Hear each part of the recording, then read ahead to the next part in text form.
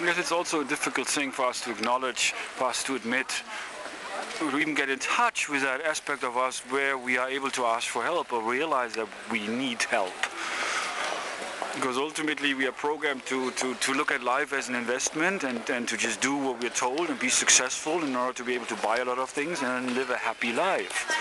But we somehow all live side by side, and that is something I felt very early in my life. That we are kind of disconnected from each other, we are disconnected from life. And we just go on around as if we're just feeding ourselves and just taking care of ourselves. And being with our own tribe, our own culture, our own family, our loved ones, and those outside of that we leave alone. Like, of course, it's a big difference between people here in Germany, for example, people in America. It's more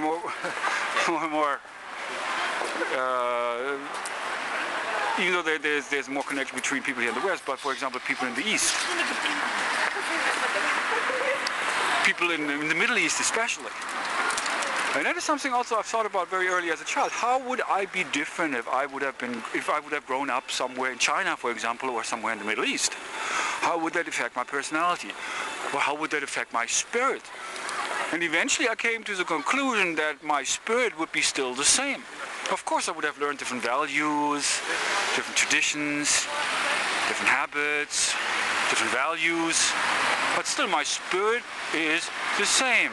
Because ultimately, spirit is timeless. Pure spirit is spaceless, basically. Spirit is eternal. It's interesting, the term zeitgeist, which means the spirit of the time.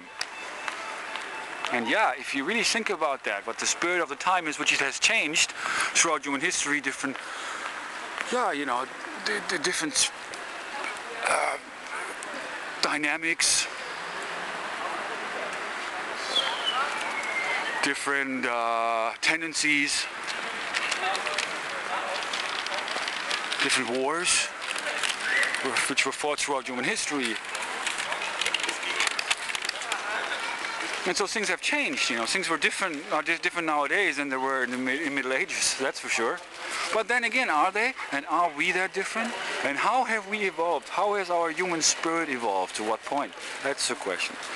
I mean, also when we talk about spirituality, that's a question I would like to ask for you. Where are you spiritually? How do you consider yourself as a spiritual being? Are you religious? Is that your spirit? Going to church once in a while? Believing in this idea that God is somewhere outside, and if you just believe in that God, you will be saved? Or believe in Jesus Christ being your Savior? If you believe in that, if you don't believe in that, even if you don't believe, you do believe that you don't believe. It is really interesting to look at that, and that is something definitely I encourage in this broadcast. Because it is about, by looking within, we can find the answer, not by looking outside of us. And that is difficult because this is where we're somehow programmed to look outside. Everything is outside of us. You're told that you pursue happiness and find love outside of you, which is just a matter of finding that perfect person for you. But ultimately, it is the answers we can find within. That's where transformation, that's where revolution begins, is the evolution from within. What has been missing is consciousness, and to consciously evolve as we become somehow unconscious. And this is we fall asleep a long time ago, and we're just going through this world in a way, somehow in a half-awake state, just minding our business, doing what we're supposed to do. But we don't go further than what we have been told. We don't question what we have been told. And even if we do question what we have been told, we don't really know, we are confused. But we can overcome that confusion. We can overcome alienation. We can overcome separation, whatever holds us back, if we really look within, where we really can find all the answers we're looking for. I really hope I can encourage you in that process. And again, if you would like to learn more and really begin on this process of your own conscious revolution, I welcome you to that. And there are different ways available to really begin on that process together. Until then, thanks for joining me again.